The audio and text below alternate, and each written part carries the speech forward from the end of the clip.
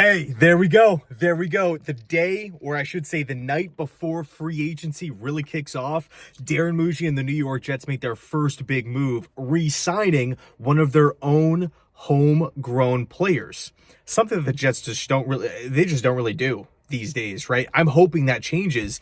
A step in the right direction. Jamien Sherwood coming back at a huge position of need, linebacker, 3 years, $45 million, $30 million guaranteed. A really, really solid deal, right? Of course, we have the cap going up, but look, the Jets had cap space. We could also move on from Allen Lazard, which would save money, move on from CJ Mosley, which would save money, Greg Zuerlein as well.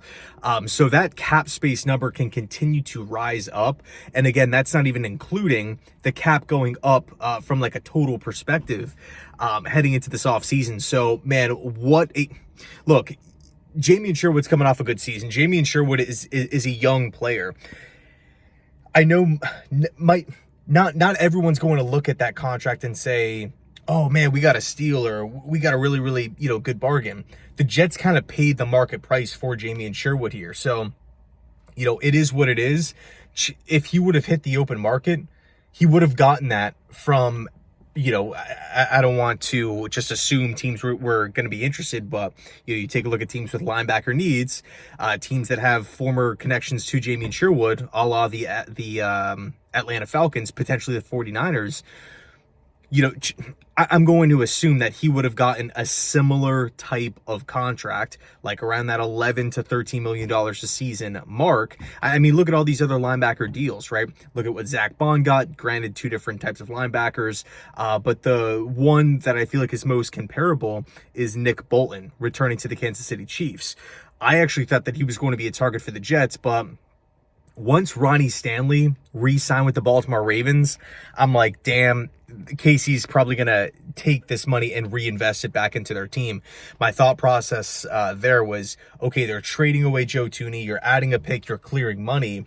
Let's go out and use that money that we're saving on Ronnie Stanley, lock down the tackle position, and then just address guard through the draft, right? It's easier to, especially in this draft class, it's easier to say, hey, you know what? We'll target a guard, bottom of round 1, and figure it out. Go get that day 1 impact guy. And now that Ronnie Stanley's off the board, returning to Baltimore, you could tell, okay, you know what? They quickly pivoted and they brought back Bolton.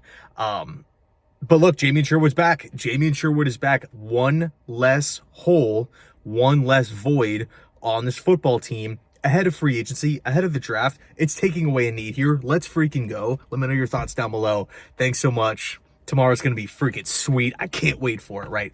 All these names, Javon Holland, Justin Fields, Trevon Merrick,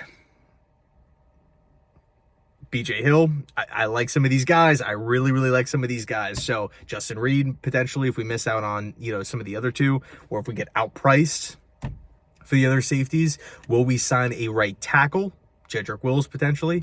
How about wide receiver? Josh Palmer, Darius Slayton. I don't know. Gonna be a crazy couple days. Anyway, let me know your thoughts, and as always, go Jets. Let's go. Jamien Sherwood, back with the team.